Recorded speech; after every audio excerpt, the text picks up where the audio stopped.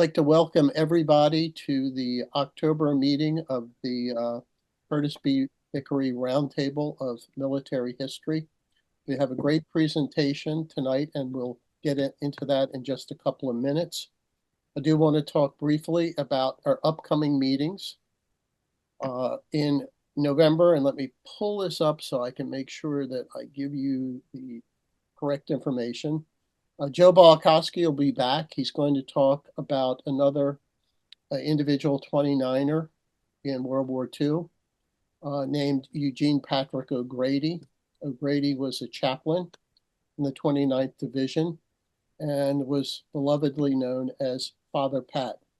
He has quite a story, and I won't take any of Joe's thunder away by going any further. You'll have to tune in November 21. It's the latest that the third Thursday can be in the month, not long before the fourth Thursday, which I think will be Thanksgiving. Our favorite actress will be back for our annual Christmas holiday dinner, and this time Mary Ann Jung will be portraying Margaret Brent. And she was a person who fled to the Maryland colony in 1638.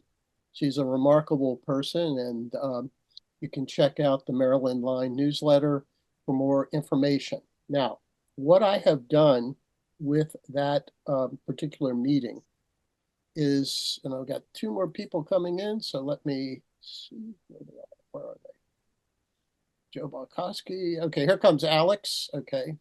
And Joe. Okay.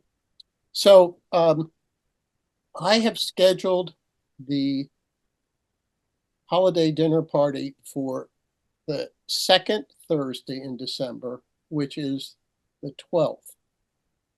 I thought about the possibility of moving it to a Saturday, but I thought moving it up one more week so it isn't so close to Christmas might be a better date to do it. I have the Pikesville Volunteer Fire Company set for that meeting, so we'll have a nice hall in there. We'll have our food in there, so it'll be a nice accommodation for the meeting. However, I received a call from Mary Ann who indicated, well, somebody else had booked her months and months ago, and she didn't hear from them, and that they were for the 12th. So I have to figure out whether we can change it or not. My druthers are not to, and she said she loves this group and she will stick with us if necessary. So I'm working on that now. But right now, mark your calendars for December 12th. Okay, coming up in January, we're going to have a very, very well-known military historian, World War II, John McManus. John is affiliated with the National D-Day Memorial in Virginia, and he's also a professor of military history at Missouri University of Science and Technology. And he's going to be talking about a subject that we don't necessarily hear as much about, and that's going to be the Army in the Pacific Theater. We always hear about the Marines, but not as much about the U.S. Army. And this is going to be the Philippines and the, make sure I've got the right one, and the Battle of Manila. And so if you're familiar with the Battle of Manila, it was a horrendous battle, and the casualties, especially among the Filipino citizens, were unbelievable. So, but he'll be there on January, and we've got speakers all the way up now through May. So, and I'm going to try to get Dr. Glenn Williams back to speak to us next year. Okay, so without further ado, Frank, go ahead. Yes. a quick question. I just want to refresh my memory. The date for December is 12 December, and that's a live meeting. That's a live meeting, yes. And where will it be? The Pikesville Volunteer Fire Company, and I'll send out information on how to get there. Okay. Okay. Thank you. Any other questions? Okay. All right. I'm going to ask you now to mute. And let's just, go over the, before I introduce our speakers tonight. I want to thank you all for coming, first of all, and being out. We've got a great turnout. I was really hoping we would get a second page. We're very close to getting a second page on Zoom. That would be a record. So, so we have tonight John Stevens. John is a person that I met in Toronto. I was up there for the solar eclipse.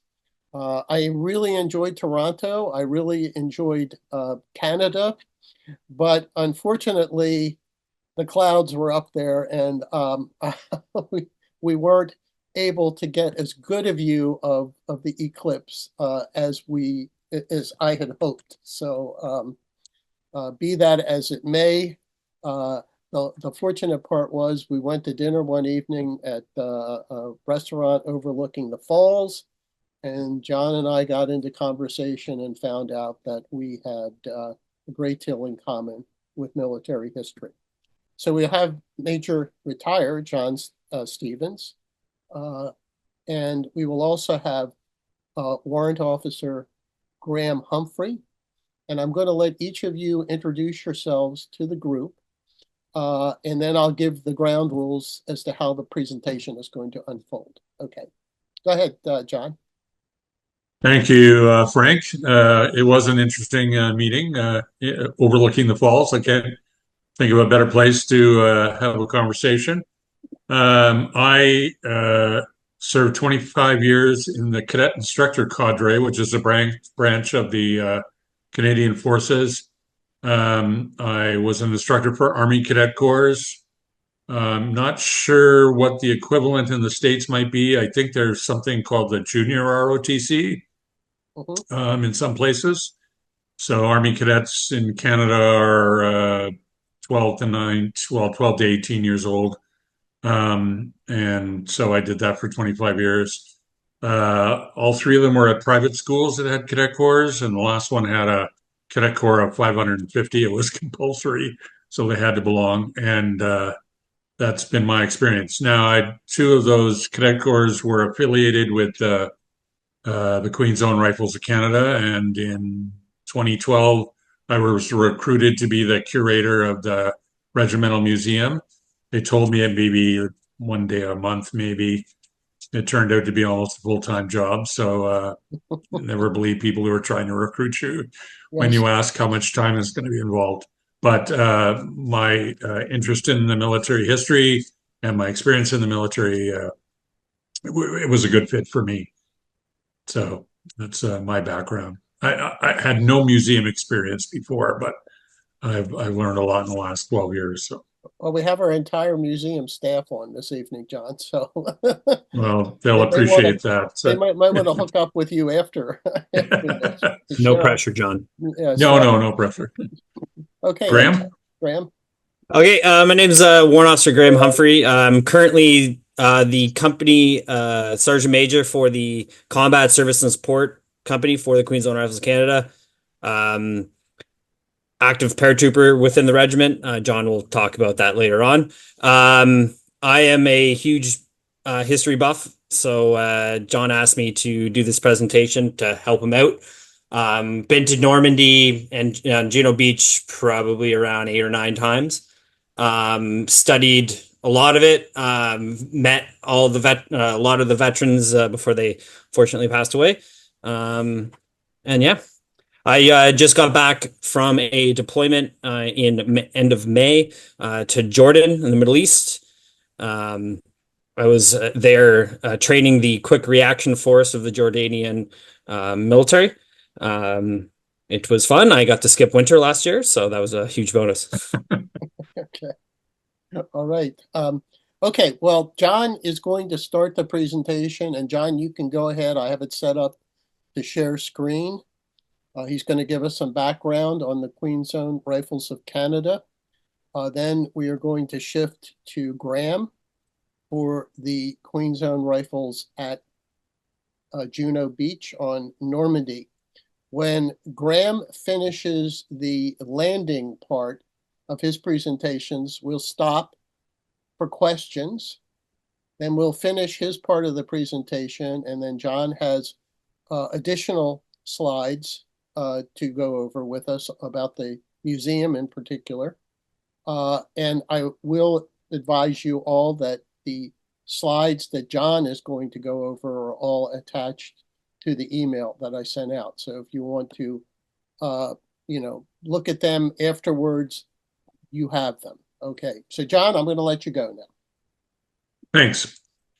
We did the introduction, so I'll skip that. I do. It's our practice in the museum to recognize a land acknowledgement. I know there was some discussion there about indigenous teams and whatnot. So our museum is, and where both Graham and I are coming from today, tonight are traditional territory of the Huron-Wendat and the Paytown First Nations, the Seneca, and most recently the Mississaugas of the Credit River. Toronto is still the home of many Indigenous people, and we acknowledge the harms of the past, are committed to improving relationships in the spirit of reconciliation, and are grateful to have the opportunity to serve the communities on this territory. We also acknowledge the thousands of Indigenous and Métis soldiers who have served in the Canadian Armed Forces, including the Queen's Own Rifles, many of which who were awarded medals for bravery and heroism, and many others who were wounded or gave their lives in service. Just some background on the Queen's Own. We're the oldest continuously serving infantry regiment in Canada, established in April 1860, which probably doesn't sound that old to your minds, but this was before Canada actually was Canada. We were the colony of Canada, which was Lower Canada and Upper Canada. And of course, that's basically what's Ontario and Quebec today. The regiment has served in a whole bunch of active service since 1860. The very first one was what we call the Fenian raids. I gather you call them Fenians, but the Irish patriots who decided they were going to take Canada hostage for Ireland's freedom. That was in 1866 at the Battle of Ridgeway in Ontario, just near Fort Erie across from Buffalo. And that was our very first campaign where we were called out. Interestingly, for the museum people that are on the call, we have the tunic of the very first casualty of that battle. His name was Ensign McEachran, and it's various ways it came down from his daughter to various other museums and eventually ended up in ours. And I imagine there probably aren't too many other museums that can actually say that they have the tunic of their very first casualty. Actually has the bullet hole in it, and just kind of gory, I guess. But anyway, we also took part in the Northwest Campaign, which was against the Métis and Cree. Our first out of the country expedition was with the South African War, and we were attached. We had about 24 people who went along to serve in that one. First World War, major participation in casualties, there were 60,000 or 65,000 casualties in total in Canada, which was a significantly high percentage of the population at the time. World War II, and we're going to talk about some of that now. Korea, we arrived just the Queen's Own post-armistice. During the Cold War, we had 2 regular force battalions. Up until now, they've all been militia, except there was a Reg Force battalion during the First and Second World War. And they served in Germany and Cyprus. And then we've had individuals go on various peacekeeping missions. And like any other reserve regiment in Canada, we provided aid to civil power in the 19th and early 20th century. Some of it was putting down strikes, not something we'd be doing today. We've also supported ice storms, flooding, we sent troops to help in nursing homes during the COVID pandemic. And Graham referred to this earlier. In 1982, we were given an airborne tasking. We had to provide a platoon's worth of trained paratroopers, and then it was later increased to a company of trained paratroopers. So we have that now as still one of our taskings, and we do have an airborne company. And of course, these guys have to jump on a regular basis to keep their certification current. So that's on top of their regular training as infantrymen in the battalion. So they put in a lot of time.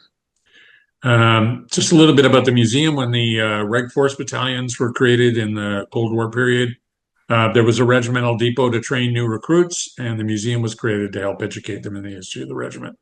With the rebadging of the Reg Force battalions to other regiments, the depot closed and the museum moved to Toronto, where the militia battalion has always been based.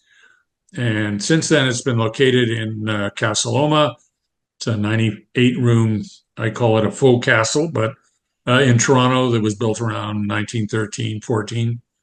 It was built by the Queen's Zone Rifles' longest-serving commanding officer, Major General Sir Henry Pellet, and that was really the connection we had to be able to get in there. And so the museum's been there since 1970, and it's completely volunteer operated. It's funded by our Regimental Trust Fund, and pre-COVID had about 400,000 annual visitors a year. Now that's Casa Loma. They didn't necessarily come to see our museum, but they can't really miss it when they get to the third floor on their way to the towers of the castle. So we get them anyway. It's a bonus. And now it's over to Warrant Humphrey to tell the regiment's story on probably one of the most significant days of our regiment's history. Okay, thanks, John. Let me, fingers crossed that this works.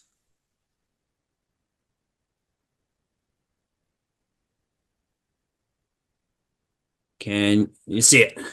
All good? All good. Awesome. Okay, great. So just going a little bit about the Queen Zone in World War II. So the first overseas deployment of the Queen Zone was into Newfoundland, because Newfoundland wasn't part of Canada at the time. And then right after that, in 1941, they were pulled in to be into the 3rd Canadian Infantry Division, and they were put in the 8th Brigade with the Chaudière Regiment from Quebec and the North Shore Regiment from New Brunswick.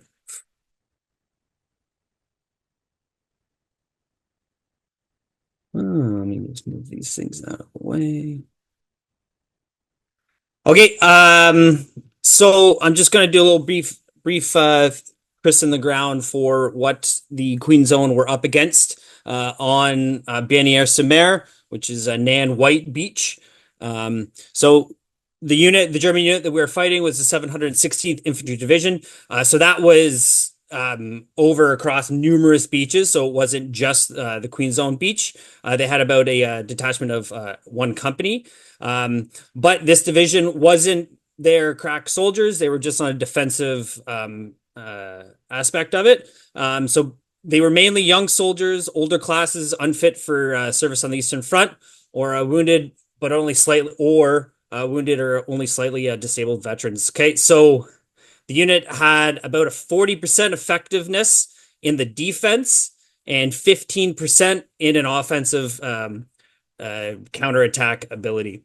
So obviously with all beaches, there is lots of obstacles, anti-craft obstacles, which would tear the out of the bottom of the landing crafts, timber stakes in single rows, and a seawall.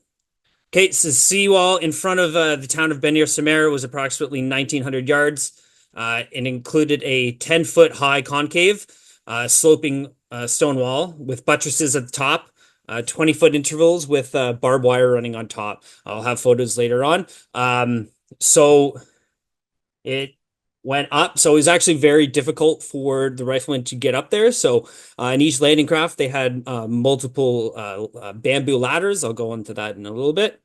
Behind the wall, so it was just just not the wall, but there's rows of mines, wire entanglements, as well as anti-tank ditches running in front of the town. I have photos that I'll be showing you later. Okay, so if you see here, this photo right here was taken on June 4th, 1944. So you can see the town of Banières-sur-Mer was a fortress. So they kind of didn't really focus on defense on either side. There was a couple of machine gun posts out there, but it was mainly strong points, just like across the whole all of the beaches. Each regiment, basically battalion, had one of these strategic strong points to take out. So farther east, you have the town of Saint Aubin, which is where the North Shore landed. And then farther to the west, you have Cours-sur-Mer, which is where the Winnipeg Rifles, the Canadian Scottish, and the Regina Rifles landed. So if you look here, right there, if everyone can see my cursor, there's one house that is very prominent. So to this day, we call the Maison de Queen's Own Rifles of Canada, or Canada House. That right there is a major feature on the actual beach. It's very famous. If you see the photo or the video of the Canadians landing, you'll see that house in the background. So you'll see little dots as you go over. I'll have more photos of those later, but you can see that those are little machine gun posts. We also have a bunch of 50 millimeter guns. So there was two of them in this fortress. And then farther back, they had some mortar crews. You can see here that there is a nice anti-tank ditch behind. And then there is a railroad that goes right across here. That is nowadays, that is a road, an actual road. But that was an obstacle. So they had machine gun points aiming right down it. So they would have a secondary line of defense. You can see the anti-tank ditch. And yeah. Okay, so what the Queen's Own Rifles had on D-Day. Okay, so it was a light infantry battalion with transports. The transports had Bren gun carriers, which are universal carriers, as well as trucks and all that that you would have in a light infantry battalion. Okay, so the battalion would land in two main waves, and then auxiliary troops later on, like the Padre and everyone, would be landing on after the second wave. Okay, so the two leading companies were commanded by two brothers, the Dalton brothers, which are Elliot and Charles Pierre. So the first wave consisted of 10 landing crafts, the British versions. I'll explain that in a bit. So roughly 258 riflemen, infantry would be landing. They also had a couple of attachments. So two times three personnel of FU teams. So forward observation for the artillery to call in the artillery, and two teams of 6 persons of demolition teams from the Royal Canadian Engineers. So the first wave, 10 boats. And so if you've seen the movie Saving Private Ryan, the Canadians, they were up against a much larger area, and we didn't put as many troops in square foot as what they had to do in Omaha. But personal accounts back in the day for the invasion is they had roughly a football field in between each landing craft, so you can see how small of a target each of these landing crafts would be. So the second wave, you'd have 271 riflemen, so C and D company would be landing, and you had a lot more additional troops just because that first initial wave hit the beach. They should be taking out all of the positions and everything, and so after that you have the all additional. So you have Royal Signalers, you have Royal Canadian Engineers, more of them, because they had to make ramps to get off the beach for all the trucks and everything. So we had 14 men for the Royal Canadian Artillery, 19 pers from the Royal Canadian Army Medical Corps. So the doctors and medics and everything would come on just to deal with the casualties from the previous wave. They had the first initial group of the Chaudières landing. Then you had 18 men from the field company Royal Engineers, so that's a British. It wasn't all just Canadians on this beach. And then you have 4 pers for beach signal sections. So they would be calling back to the boats saying, yeah, we took the beach. Provost, which is military police. And then 7 pers from the beach group and the beach command. If you've seen The Longest Day, the guy with the stick with the dog and the bulldog. And then after that, you'd have so after I didn't want to go into detail on that because there's like one truck or something or that on each landing craft going on and on and on. But they're a bigger landing craft, just not the landing craft assault. The second wave arrived how long after the first one, Graham? I'll go that later, but Okay. the first wave landed at 8:15, and then the second wave landed at 8:30. So 15 minutes later. Okay, so the Queen's Own Rifles beach objective. So the objective was to take the town of Beni-sur-Mer, which was a small little strong point fortress. So Able and Baker companies would land in one wave centered on what is now known as Canada House, the Maison de Queen's Zone. So as I pointed out on that photo from June 6th or June 4th. So flanking the strong points, so they would land flanking each of the on either side of the actual strong point. So then they can go in and take out all the defensive positions and go through the flanks instead of landing right in front of all of the machine guns and getting taken out. But they would land on either side and flank in and take them out. So right after that, D and C companies would land, pass through the town, mop up whatever was left, and reinforce the forward companies that would be consolidating on the south side of the town.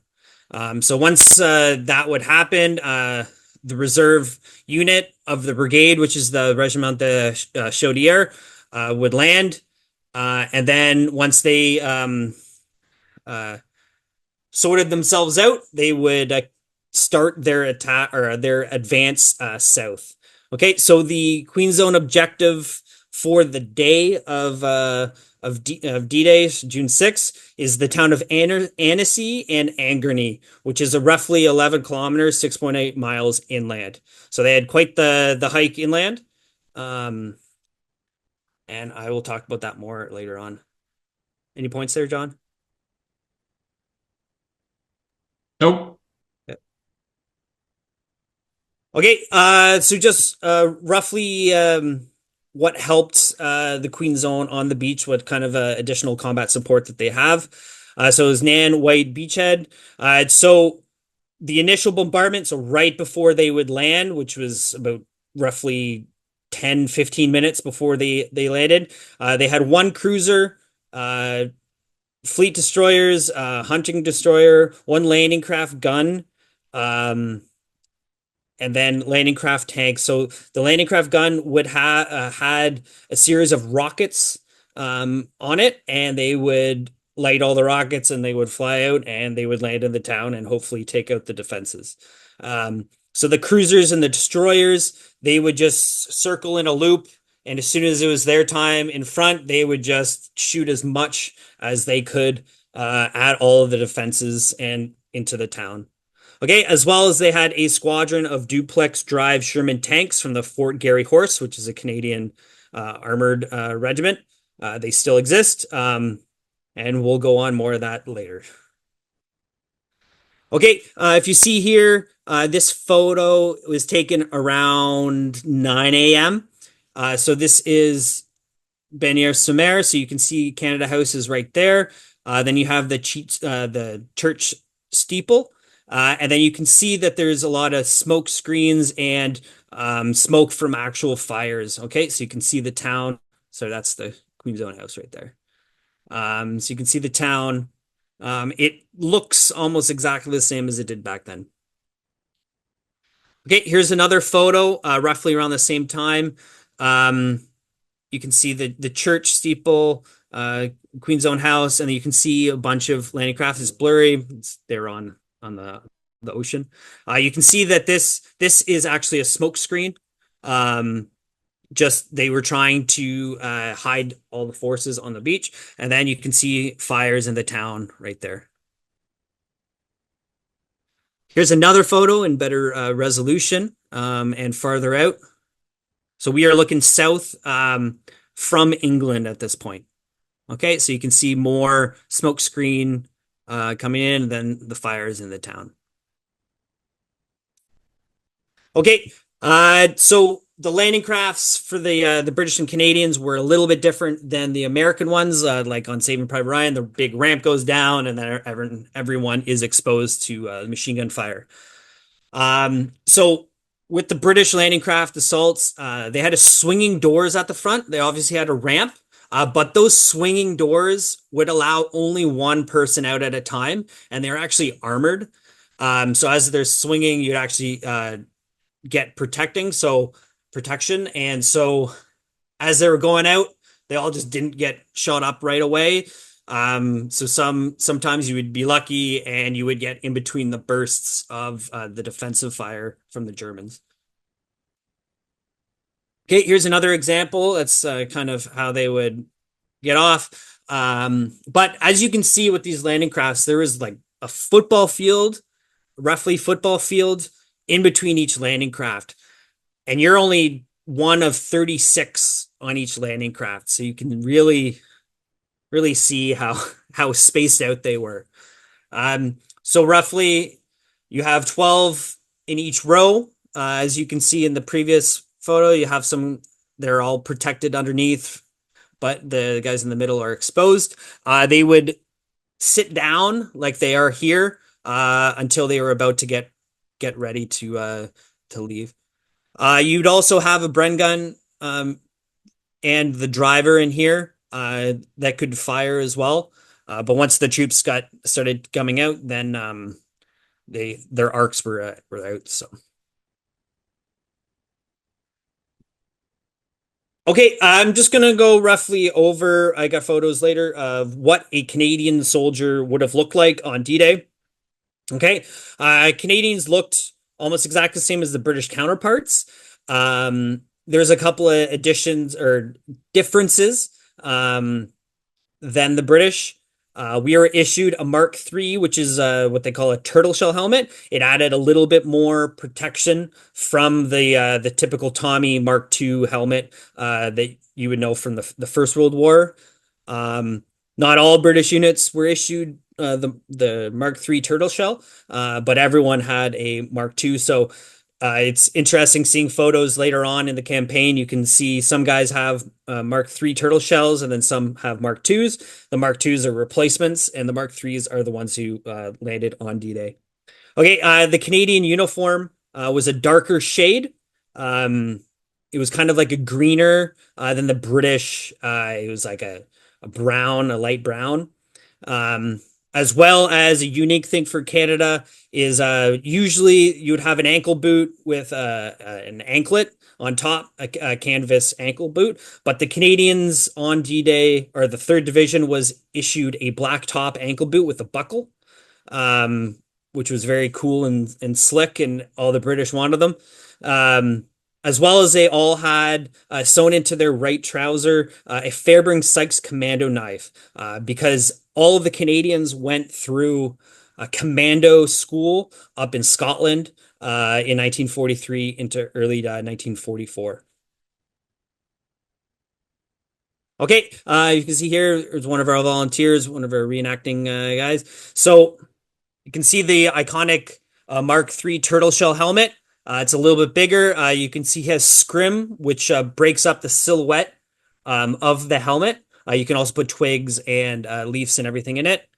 You can see the white thing that he has on there. That is a life vest. So as they were landing it, going in, they would blow it up to half inflated, just in case they did fall off. If you notice that it is worn under all of his equipment, so just in case the landing craft hits a mine or it starts to sink, he can ditch all of his equipment right away. So you have two Bren gun pouches in the front.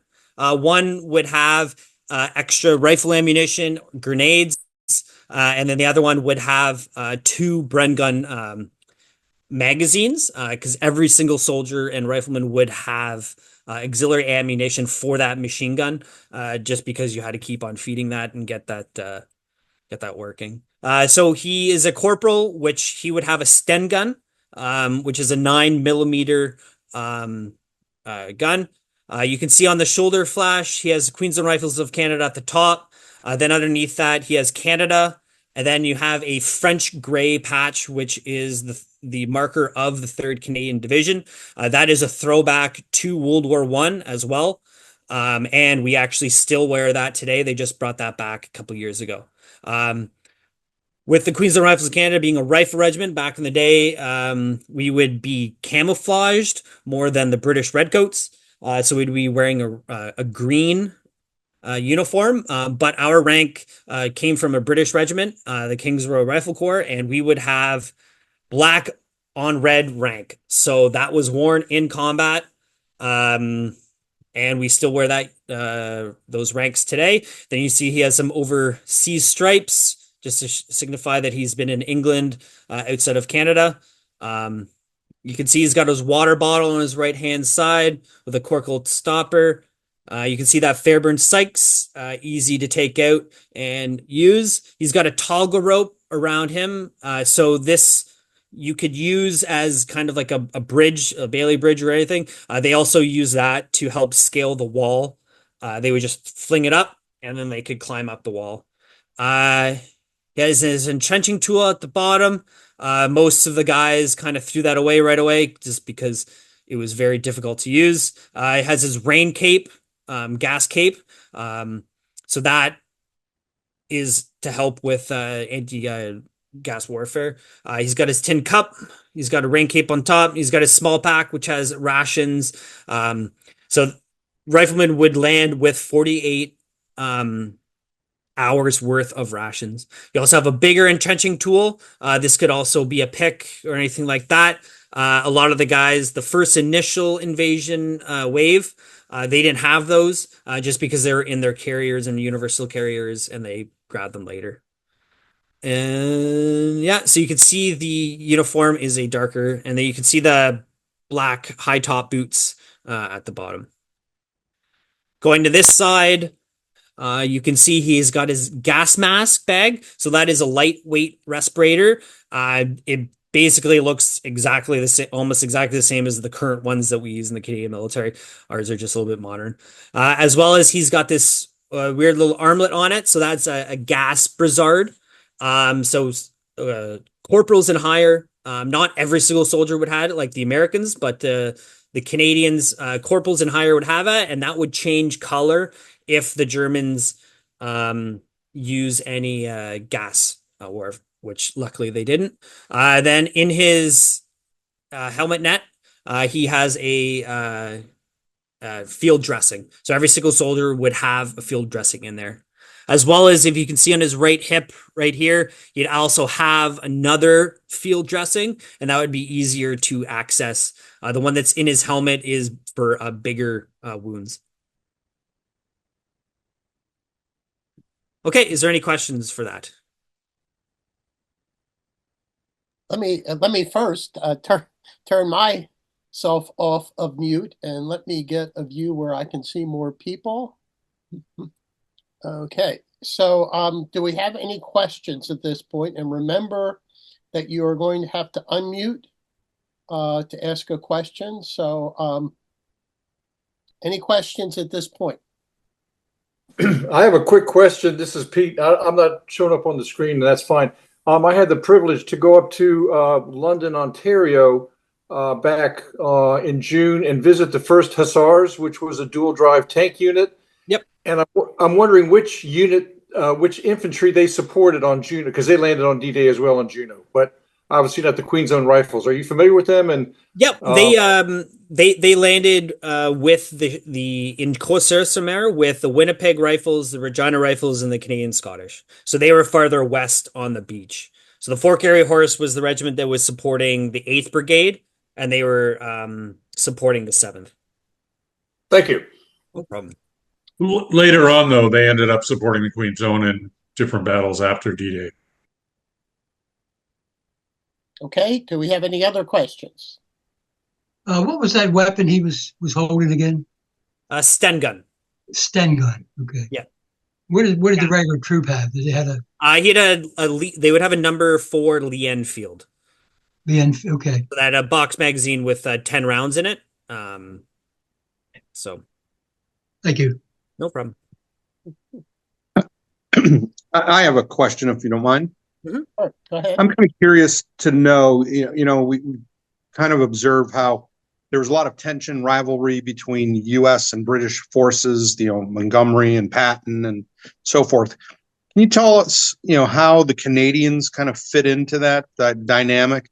Even within the U.S., there is obviously tension between active duty and National Guard that's kind of dissipated, I think, through 20 years of war. But I'm just wondering if you can kind of give the Canadian perspective of how they fell in to the British Army and how they were treated. We were kind of like the Rowdy Brothers. But since Canada's performance in the First World War, the Brits understood what Canadians can accomplish. As we took Vimy Ridge in the First World War, which the British tried, the French tried, but we really proved ourselves in the First World War as well as in the Boer War, just more minor.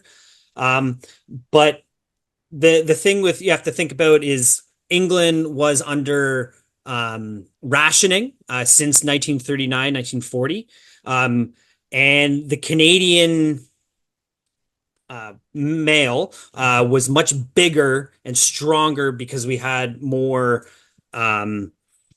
calorie intake. So they would use the Canadians more as shock troops. But at the beginning of the war, we had a couple of generals that weren't really well liked in the British sphere. But once we sorted out ourselves and we started getting fighting into the fight, the Brits wanted us, and they would always plug us into the line that had the hardest part, basically. But the Brits accepted the Canadians, and they really wanted us there because we were there since the beginning. So yeah. Is there any further question on that? Did I answer your question? I think You did. Okay, good. Thank you very much. I appreciate that perspective. Thanks. No problem. Okay, well, I'm going to hold questions now until we get to the end. And Graham, why don't you proceed with the rest of your part of the presentation? Okay, great. Okay, so now I'm going to go into what actually happened on Bagnères-sur-Mer and Nan White with the Queen's Own. So they landed at 8:15. It was delayed by a little bit just because of choppy water. So with that center point of the Queen's Own house, all the defenses in the strong point were roughly around that house, more to the east than to the west.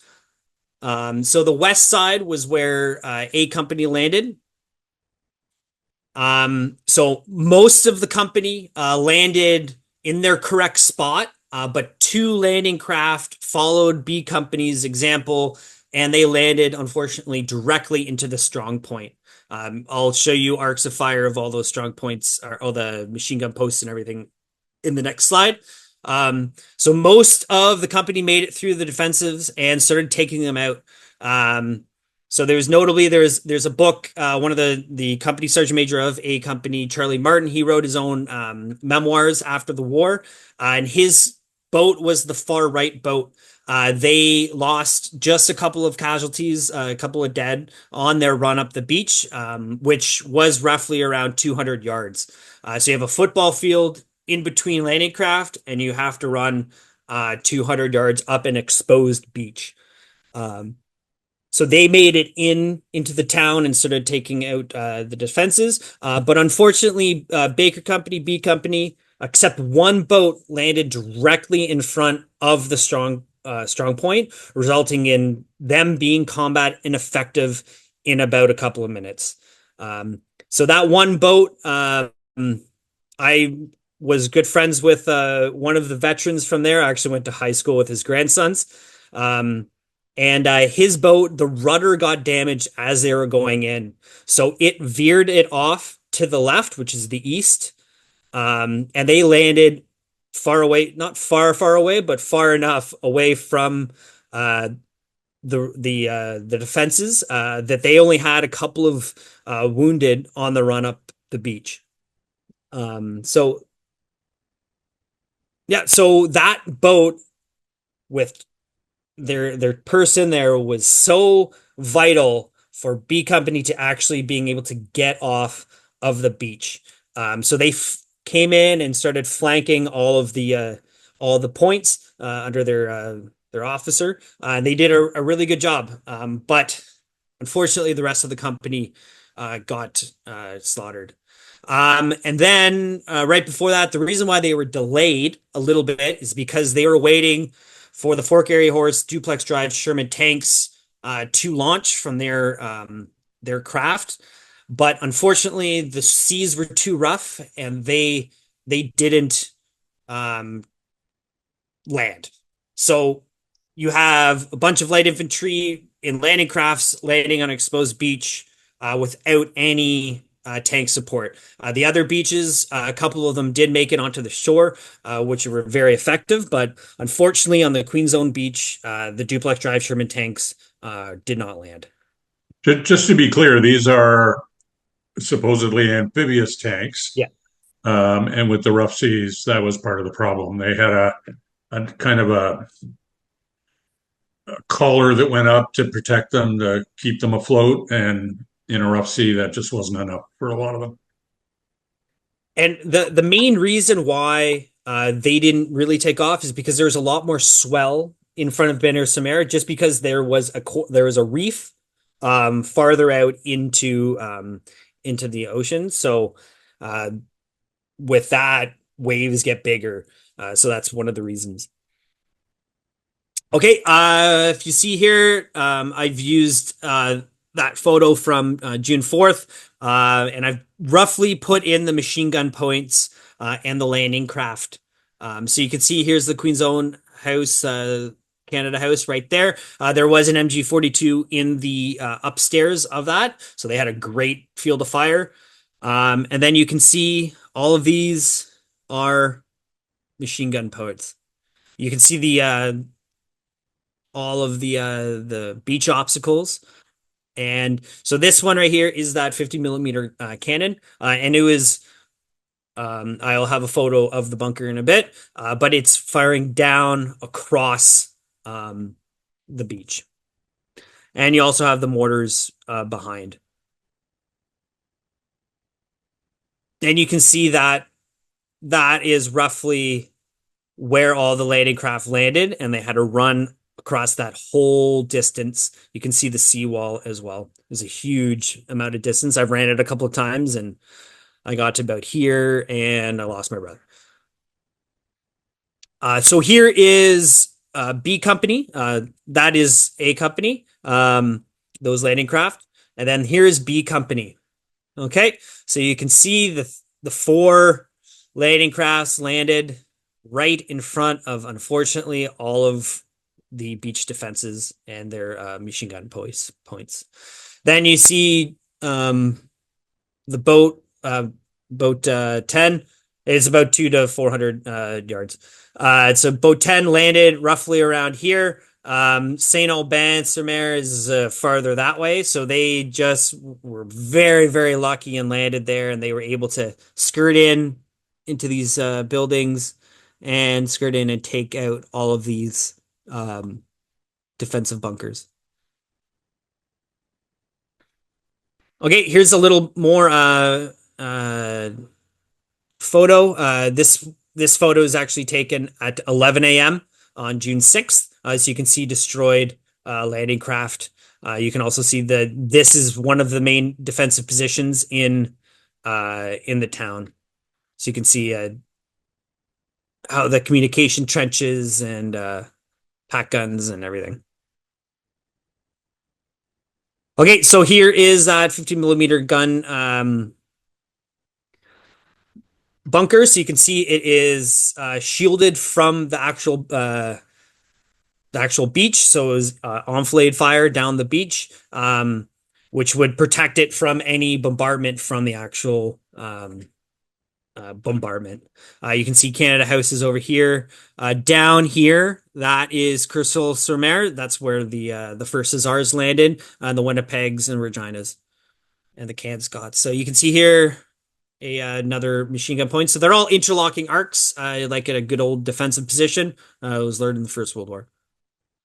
Here's a 180 of one of the machine gun posts. So this one was very, very effective with A and B company. And there's also one over here, MG.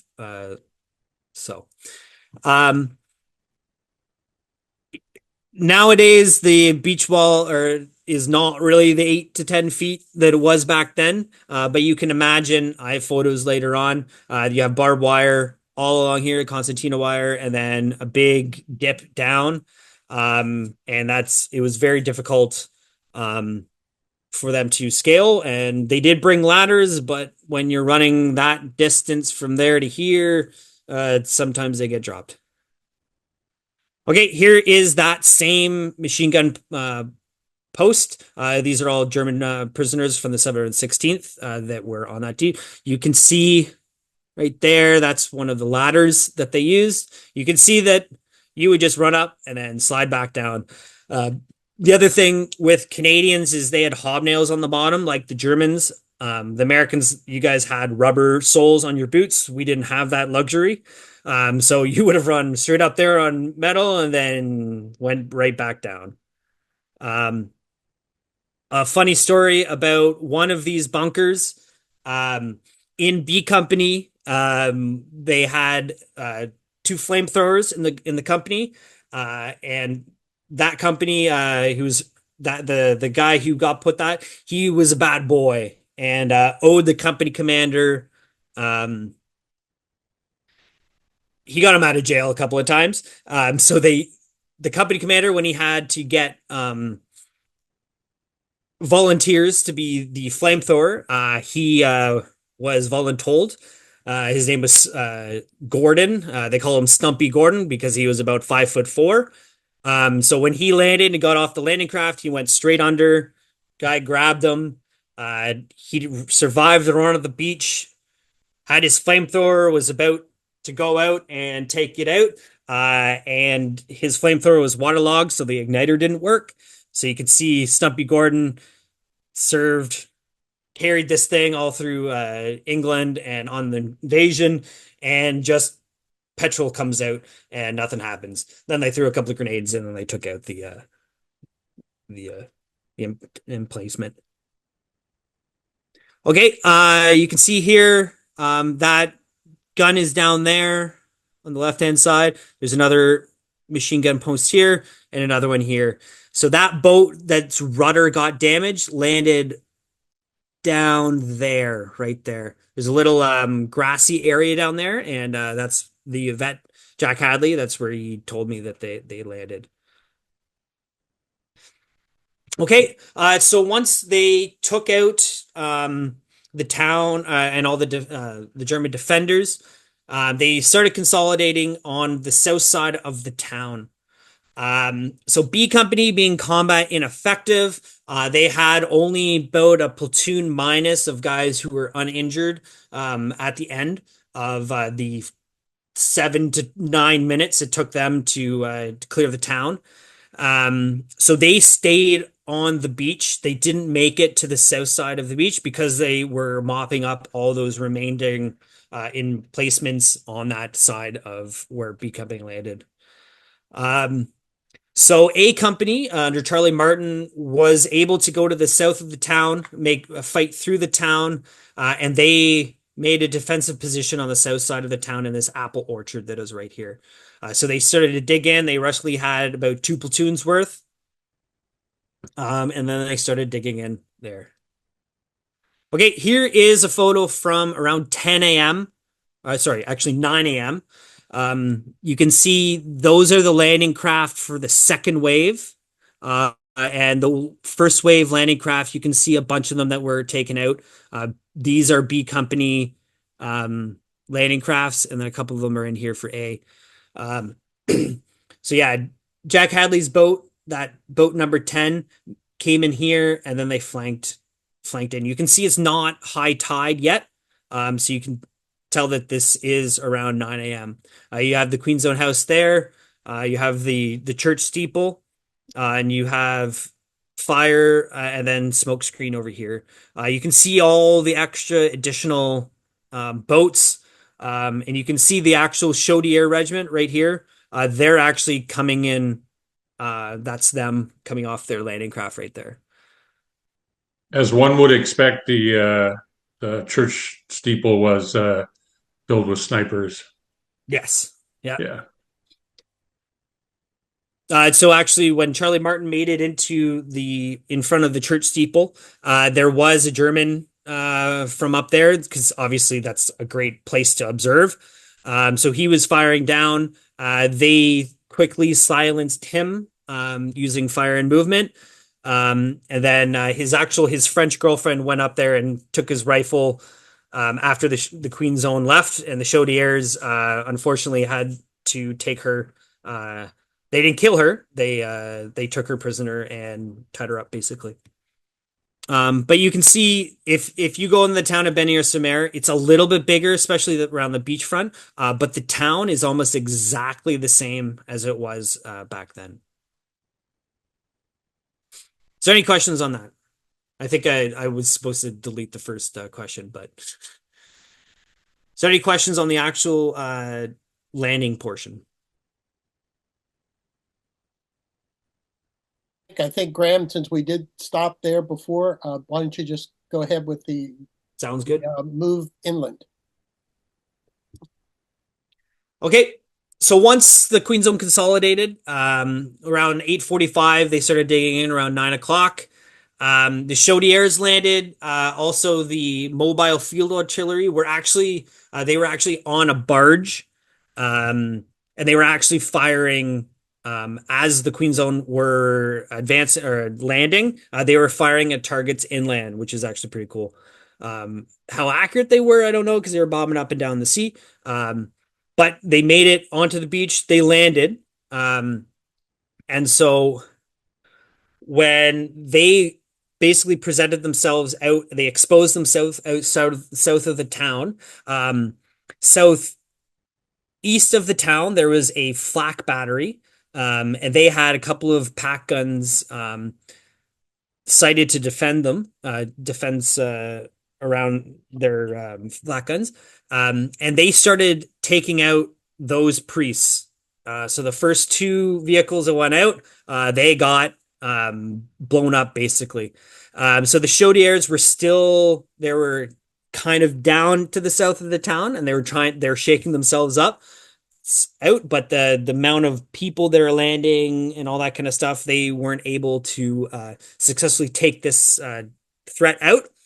So A Company's personnel, so with Charlie Martin, with the mortar support of the mortar platoon, they actually flanked and took out that battery. And so once that happened, the whole coast was clear to head south. So the Chaudières, after that, the Queen's Own became the depth, the reserve regiment or battalion, and then the Chaudière took over the advancing down the road.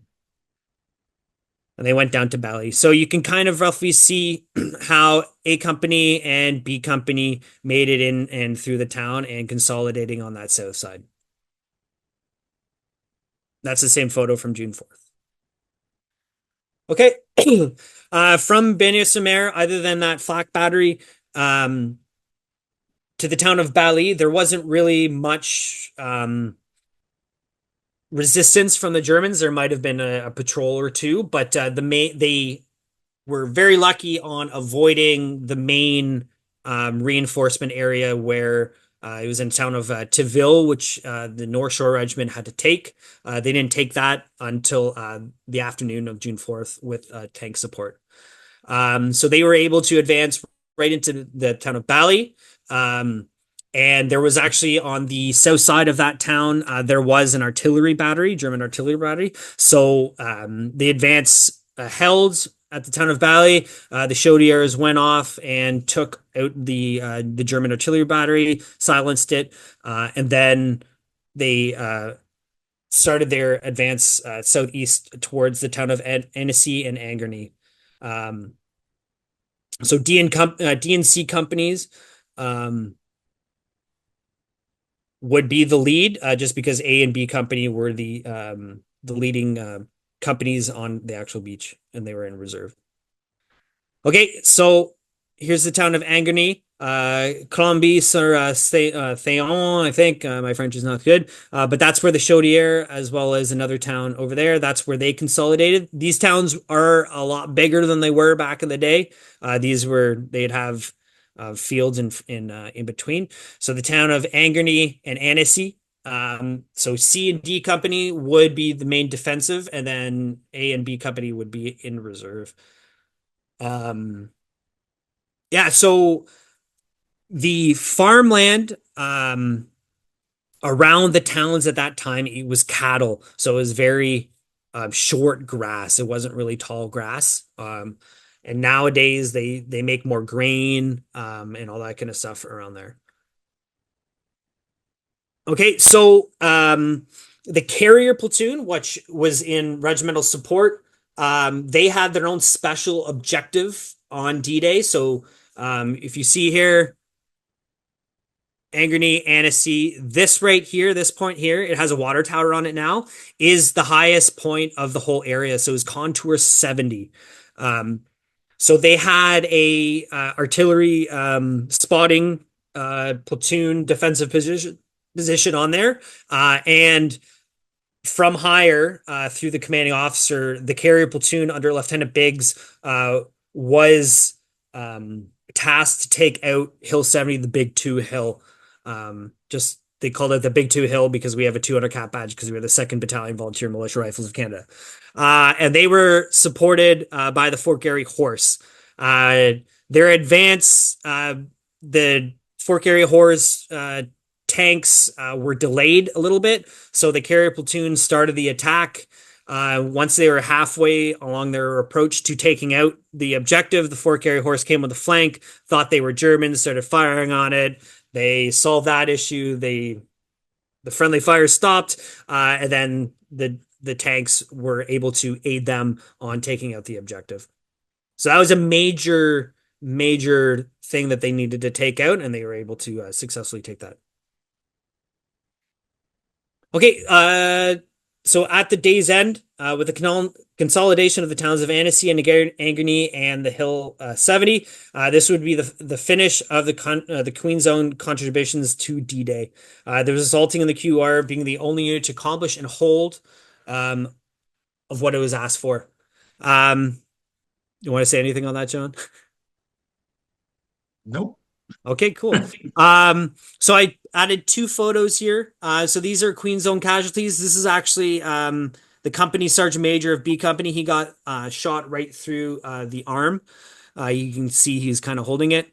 He's actually one of our he's black. So he one of the sergeant majors.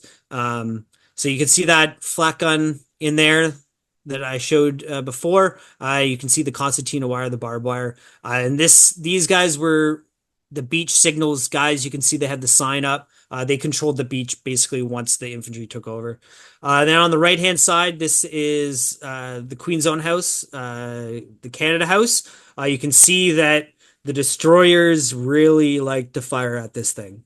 So as they were doing that circular before the landing, they just lit this up. In the bottom, you can see there is a series of Queen's Own riflemen in there, and one of them was actually the last D-Day veteran of the Queen's Own living. He unfortunately passed away a couple years ago. So here's some maps. Right-hand side is the topographical map that they used. You can see that big reef that I was talking about for the duplex drive tanks. So that would have made a lot more waves. Of Benier-sur-Mer, and here's the route that they took towards Bali. And then on the right-hand side, this is a Queen's Own map from our history book. So you see Annecy, Angerny, and then all the other campaigns afterwards for Caen and everything. Here's another one. It's from Canadian history books. You can see the Queen's Own QOR right here. We landed here, Benier-sur-Mer, and then we came in and took Annecy and Angerny. And you can see that the 21st Panzer Division made it in, and then they left quickly. So we just avoided them. Okay, the casualties had been heavy for the Queen's Own. The heaviest suffered by any unit, any Canadian unit. We had 61 other ranks had been killed in action and died of wounds. 6 officers and 69 other ranks were wounded. 5 other ranks suffered battle injuries. So with that 268 landing, you have a lot of those troops taken out. So they were the B Company was combat ineffective. And it was actually a higher casualty count than a lot of the units on Omaha. On the right-hand side, you can see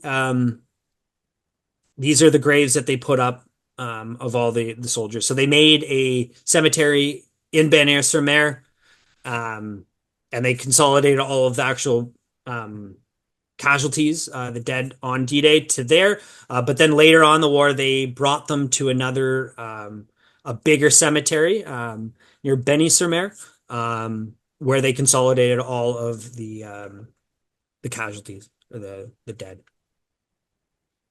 Okay, that's my presentation. Let's, I think, John, you're going to come back with a couple more slides.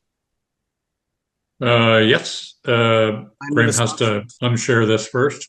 And then we'll do the questions after you finish.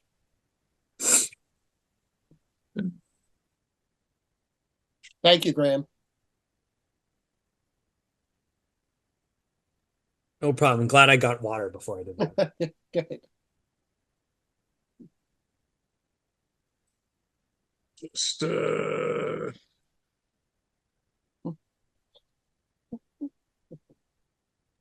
I hope everyone understood my Canadian. Yeah, there's definitely an accent there, but I think I, for one, can say yes, I understood your Canadian. Okay, perfect.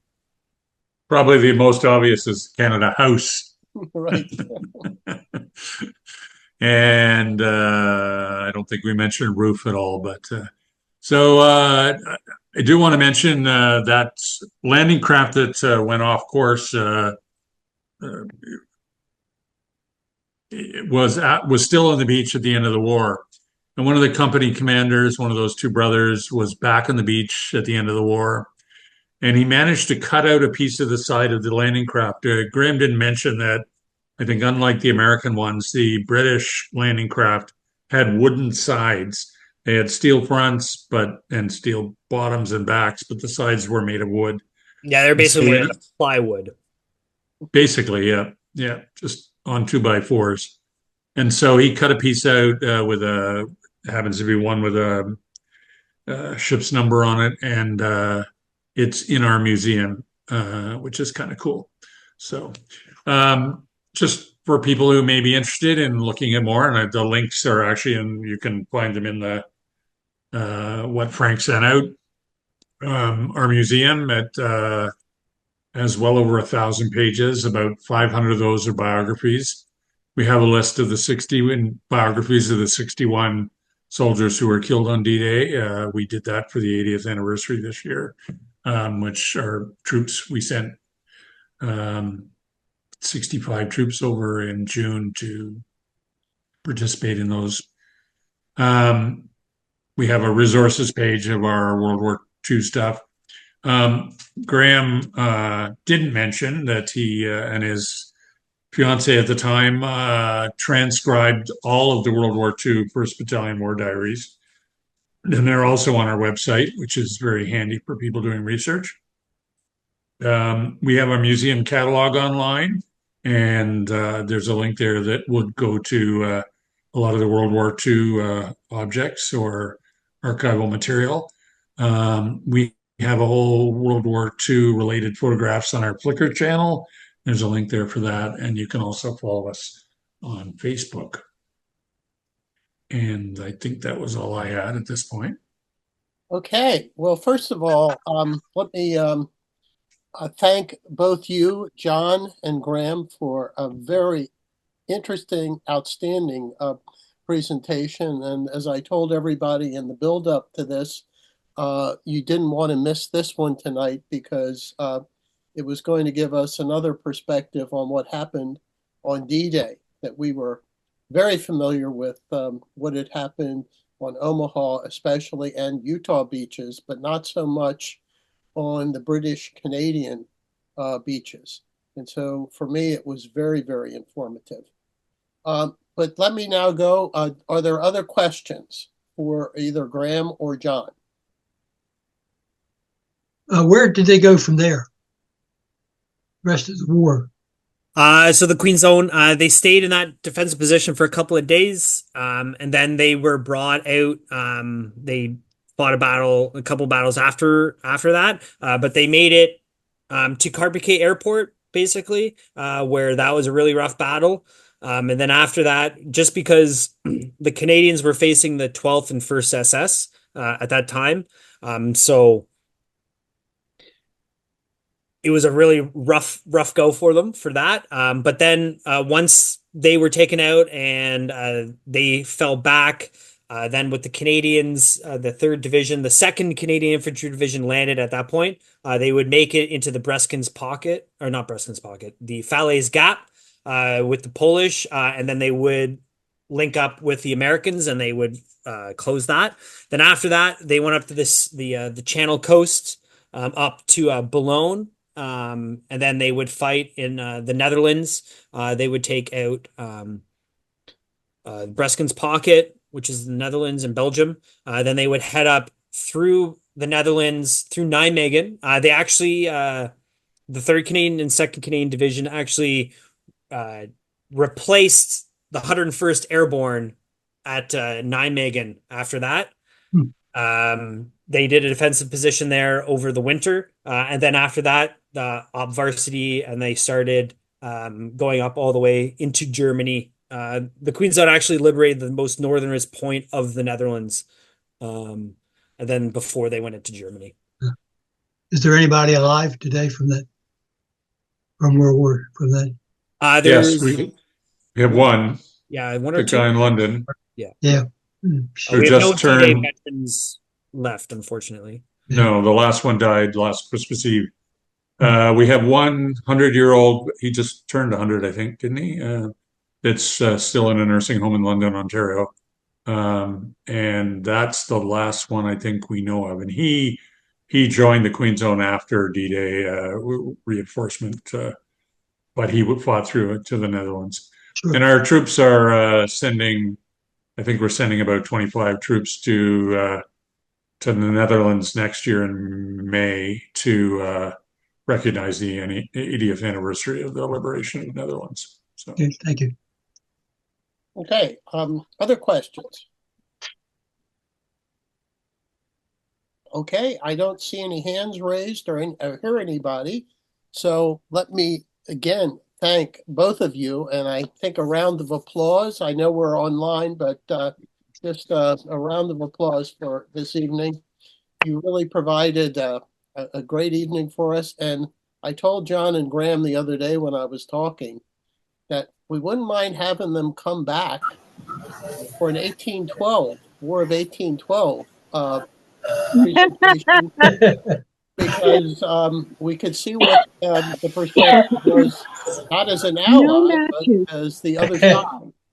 So I'll be in touch, but you do, as John said, there was a handout that went out for you. The links are all on there, so check out the website. You go to Toronto, and you definitely have to go to Toronto. It's a wonderful city with much to do, great places to eat, great atmosphere. Stop at the museum. I'll just mention that my background is Casaloma. We had a change of honorary colonel event there. Casaloma surprised us with this light show on the side of the back of the castle where we were doing our thing, and you can see our cap badge there and whatnot. But yeah, And I will say, Casaloma in and of itself is something to see. A 98 room, as John said, a false castle, but amazing just to go through. So anyway, thank you all this evening, and I'll say good night to everybody. One final thing is the Yankees scored 3 runs in the top of the 8th. Now ahead 4-3. But we will see you for Joe Balkowski, 21 November. Take care, everybody. Enjoy. Thank you. Yeah. Thank you. Wonderful presentation. Yes. right. Thank Really you. was wonderful. Thank you. Thank you. Good job.